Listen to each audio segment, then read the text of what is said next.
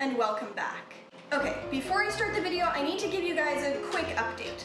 As you might be able to tell from the background, I'm not in my usual spot. In fact, I'm not at home. At the moment, I am in the beautiful city of Washington, D.C. for spring break, which means that this video is going to be a bit different from anything I've posted on this channel before. Today, I want to talk about 2 Pathfinder classes that I really love, even though some people kind of don't. While I don't play a lot of characters myself, given that I'm a GM, there are many classes that I think are underappreciated for what they are or for the potential that they hold. Of course, everyone has different opinions, so if you don't like these, no hard feelings. Okay, on with the video.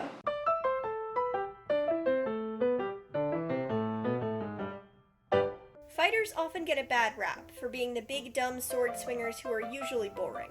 However, I think that fighter can be one of the most versatile classes out there.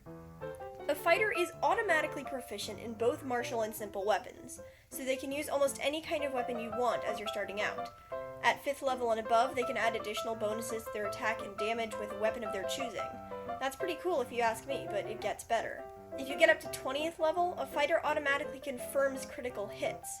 However, speaking as a GM, the chances of you getting that far aren't that great. In addition to the weapons, fighters start out proficient in all armor and all shields, allowing you to have total control of how tanky or agile they are. As they progress in levels, they continue to get better and better at fighting and armor. Also, fighters can take a lot of different feats, some of which are exclusive only to them. They actually get more feats than other classes. They take a feat at every level. All of these things put together mean that fighters are a class that can be whatever you want them to be. One more use for the fighter is as a multi-class. Taking a level of fighter if you're a wizard or a cleric can really add some interesting mechanics to the game. A spellslinger with the ability to wear good armor? I'd be down.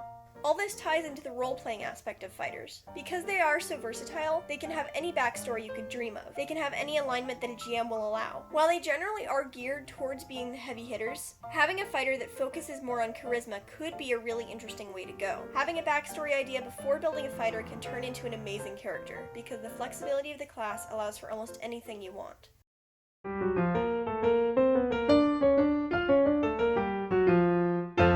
Slayers are not a core rulebook class, so I'll admit that I don't have too much experience with them.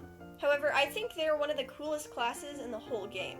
Their parent classes are the Ranger and the Rogue, so they have the best abilities from both. In terms of mechanics, a Slayer is proficient in simple and martial weapons, which allows for some of the same versatility as a fighter. They aren't proficient in heavy armor, but are in medium and light armor. However, whereas a fighter only has 2 skill ranks per level plus their intelligence modifier, a Slayer has 6 plus the modifier.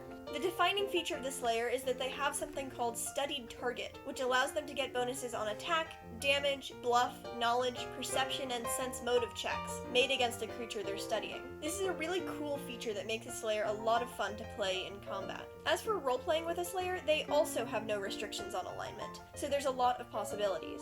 I've always wanted to play a Slayer as an assassin, but they could be thieves, detectives, hunter-gatherers, or so much more. There's a lot of duality that could go into their backstories, given that most of the time PCs are expected to be good, and a Slayer has a lot of potential for evil.